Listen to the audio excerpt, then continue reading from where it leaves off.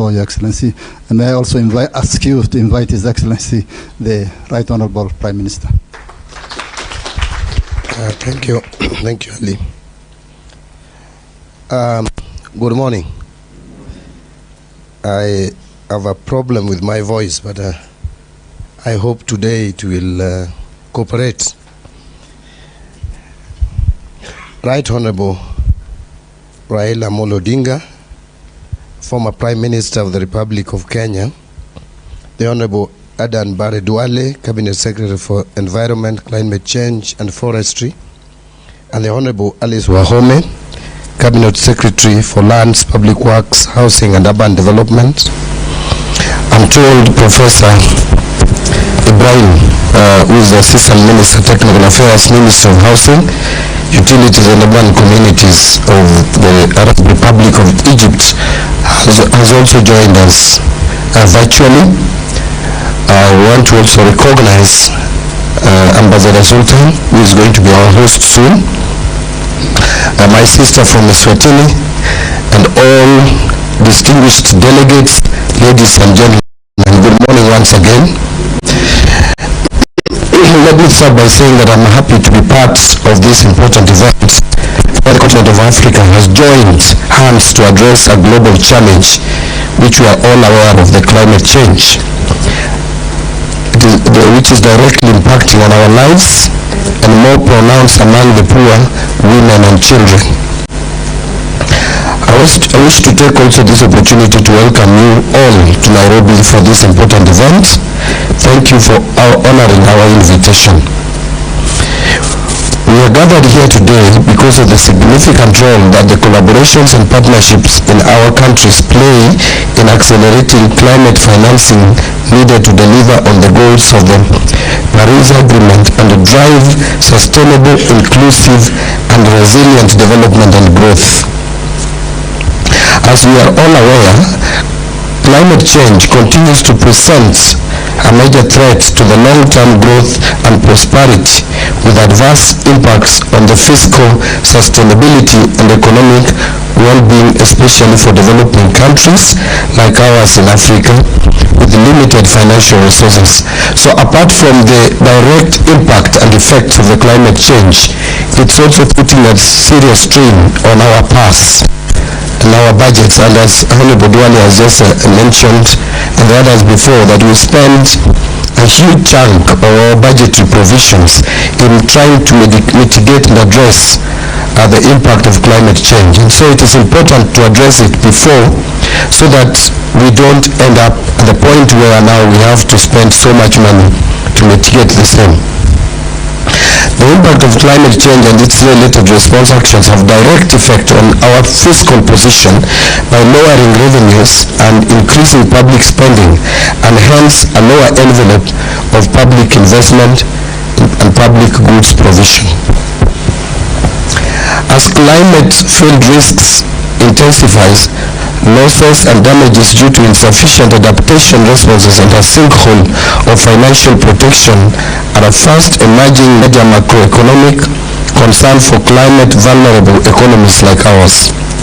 Despite significant progress in several fronts, international climate finance and funding commitments are falling well short of what is required by the African countries to address the climate crisis.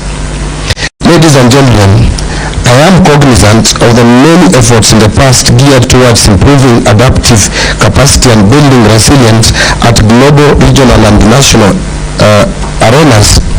However, I must admit that the impacts of these efforts are yet to be fully realized due to limited climate financial flows emanating from inadequate technical capacity to develop bankable proposals amid a complex and rigorous climate finance access requirements and procedures.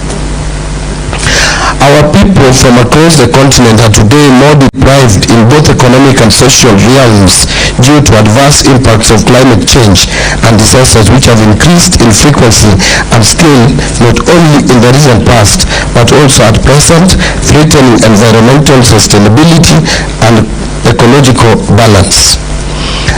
I am fully aware that African Green Climate Finances National Designated Authorities Network, which is abbreviated as AFDAN, is already recognized by the Committee of the African Heads of States and Governments on Climate Change, giving the right leverage to undertake its role in finding the African solution in terms of the much needed means of implementation, with key focus on access to climate finance and technology as we shift away from capacity building to capacity strengthening for a low carbon and climate resilient development pathway. If you follow my speech, a little bit different from Honorable Duale's and Ali's Wahome, is heavily on finances, and you'd understand why. Your Excellency, as a National Treasury, I am also looking at the off-budget, off-balance sheet financing, and I am really focusing on the financial aspect as my colleagues are dealing with the technical aspect of dealing with climate change. AFDAN platform is therefore considered as a strategic platform for African countries that strengthen advocates for increased, predictable and sustainable climate finance for adaptation and mitigation by strengthening south to north cooperation and promoting African-led solutions for climate change. As such, it is our collective responsibility to be part and parcel of this noble movement. AFDAN is intended to address financing challenges by promoting African countries to accelerate the political will and regulatory efforts that will allow them to mobilize climate and green finance at scale, promoting cross-country learning and creating a tangible commitment for green growth. I am confident that AFDAN will enable continents to build consensus, articulate priorities, and share learning and best practices on climate finance solutions developed in unique African contexts. It is an African solution to African challenges. I don't want to call it African problems, African challenges. As I have already flagged out, addressing the adaptation and resilient measures at the local level is at the heart of our conversations and policy discussions. Our attention is drawn to two key programs which resonates with the African needs, notably financing locally led climate actions, popularly known as FLOCA, and building climate resilience of urban poor, the BICRAP that Honorable Alice Wahome talked a lot about, at both the rural and urban levels. I'm told we are doing fairly well or averagely well in rural areas, but at the urban level we are doing so poorly as a country and probably as a continent. Kenya has established the FLOCA program that seeks to build climate resilience of communities within the 47 counties of Kenya. Actually, we received funding which we have already disbursed to the counties to implement various activities that are supposed to help in mitigating on climate change.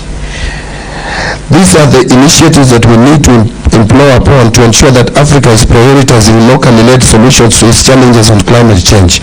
I urge our fellow African countries to benchmark with Kenya on FLOCA and scale it up with even better structures for building climate resilience for their people. The other program on BICRAP provides hope for millions of African urban residents, as the glaring statistics notes that majority of the African countries have about, and as Honorable Duale again said, 60% of their population as urban residents, categorized under the urban poor who live in poor neighborhoods. So if we have 50% of our population in urban areas and you have 60% of them poor, then that is 30% of the population of a country, and suffer the greatest consequences of the climate induces calamities or induced calamities. All this require financing to build resilience and enhance their adaptive capacity. Kenya has achieved significant milestone in climate change and climate finance by putting in place the relevant legal and institutional frameworks, including the Climate Change Act of 2016, National Climate Finance Policy, Sovereign Green Bond Framework, National Green Fiscal Incentive Policy Framework, among others. But despite all these efforts, we are still grappling with climate change impacts. In the last 1.5 years, Kenya has experienced abnormally heavy rains within 2 seasons that negatively impacted on lives of many Kenyans. I consider the inhibiting factor as limited access to climate finance that should support practicable, locally led solutions. Call to action. As I make this clarion call today, as a continent we must come out strongly, united and driven by one key agenda of formation and operationalization of AFDAN to enhance our access to climate finance. This is something that we cannot do individually as nations. We must come together as a continent and insist in enhancing climate change financing. If anything, we are not the polluters of the environment. We know where the polluters reside. It is my sincere wish that this important meeting will also come out with a declaration that will shape up the agenda of the upcoming 10th special session of APCAN to be held in September 2024 in Abidjan, Cote d'Ivoire. United Nations General Assembly, which will take place in New York, and COP29 to be held in Azerbaijan, among other regional and global forums.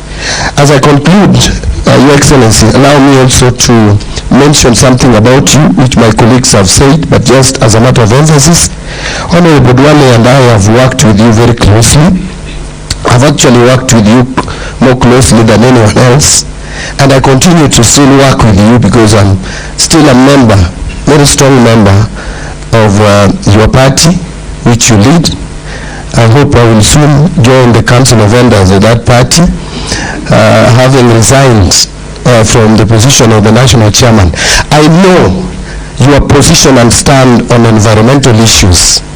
If there is anyone Africa needs to champion as a champion of issues of climate change, then that person is none other than Right Honorable Raila Odinga. There, I am sure we can't go wrong. Your history is documented. We know how you fought very hard in terms of conservation of even our forests and water catchment areas, Mau forests and other forests across the country. And so we will not go wrong by having you at the African Union. You will be an advocate and a champion for protection of our environment, and that will go a long way in helping mitigating the climate change. Ladies and gentlemen, it is now my pleasure to invite the Right Honorable Raila Odinga. Let's put our hands together and welcome the Right Honorable Raila Odinga to the stage. Thank you.